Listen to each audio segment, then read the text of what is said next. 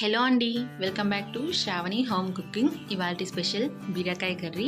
ఈ కర్రీని ఎప్పుడు చేసే విధంగానే కాకుండా ఇలా నా స్టైల్లో ఒకసారి ట్రై చేసి చూడండి, చాలా బాగుంటుంది.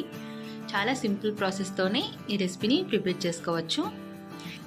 రైస్లోకైనా రోటీలోకైనా ఈ కర్రీ చాలా బాగుంటుంది.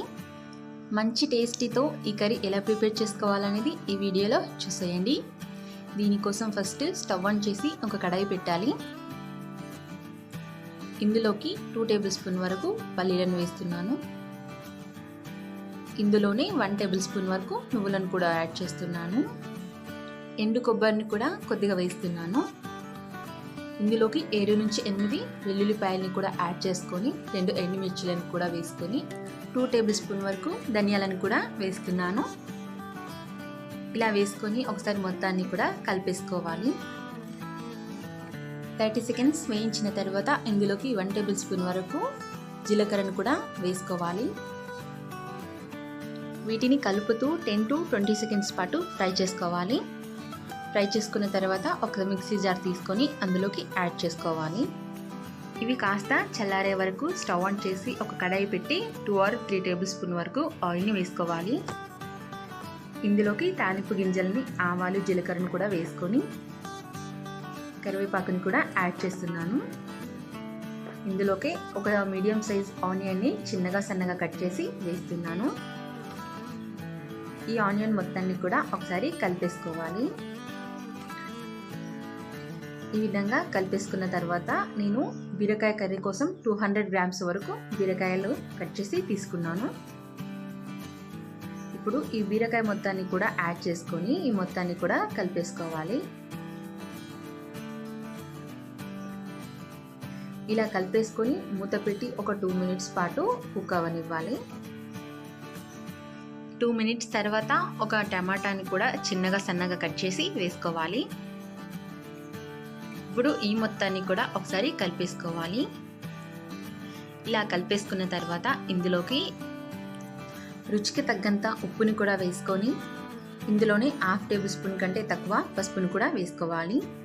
కొద్దిగా అల్లం వెల్లుల్లి పేస్ట్ని కూడా యాడ్ చేసుకొని ఈ మొత్తాన్ని కూడా కలిపేసుకోవాలి. ఈ విధంగా కూడా మొత్తాన్ని కలిపేసుకున్న తర్వాత మూత పెట్టి ఒక 2 మినిట్స్ పాటు కుక్ అవ్వనివ్వాలి. ఇప్పుడు వేయించి పెట్టుకున్న మసాలాని ఈ విధంగా గ్రైండ్ చేసుకోవాలి. ఈ విధంగా గ్రైండ్ చేసుకొని పక్కనుంచేసుకోవాలి. ఈ విధంగా మసాలాని ప్రిపేర్ చేసుకొని స్టోర్ చేసుకోవచ్చు. ఏ కర్రీలోకైనా ఈ మసాలాని యూజ్ చేసుకోవచ్చు, చాలా బాగుంటుంది. ఖచ్చితంగా ఒకసారి ట్రై చేయండి మీరు కూడా.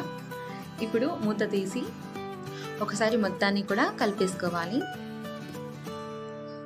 ఈ విధంగా కలిపేసుకున్న తర్వాత ఇందులోకి 1 టేబుల్ స్పూన్ వరకు నేను కారాన్ని యాడ్ చేసుకుంటున్నాను. ఇందులోనే గ్రైండ్ చేసి పెట్టుకున్న మసాలాని కూడా 1 టేబుల్ స్పూన్ వరకు నేను యాడ్ చేస్తున్నాను. అంటే ఈ కర్రీకి సరిపడా మాత్రమే నేను యాడ్ చేసుకుంటున్నాను. ఈ విధంగా యాడ్ చేసుకొని ఒకసారి మొత్తాన్ని కలిపేసుకొని ఒక 1 మినిట్ పాటు ఇలాగే కుక్ అవ్వనివ్వాలి. 1 మినిట్ తర్వాత కర్రీకి సరిపడా వాటర్ని కూడా యాడ్ చేసుకోవాలి. ఈ విధంగా వాటర్ని యాడ్ చేసుకొని ఒకసారి మొత్తాన్ని కూడా కలిపేసుకొని మూత పెట్టి ఒక 3 to 4 మినిట్స్ పాటు ఇది కూడా మీడియం ఫ్లేమ్లోనే కుక్ అవ్వనివ్వాలి. 3 to 4 మినిట్స్ వరకు కుక్ అయిన తర్వాత ఒకసారి మూత తీసి ఒకసారి మొత్తాన్ని కూడా కలిపేసుకోవాలి. ఈ విధంగా కలిపేసుకొని ఇందులోకి కొత్తిమీరను కూడా యాడ్ చేసుకోవాలి.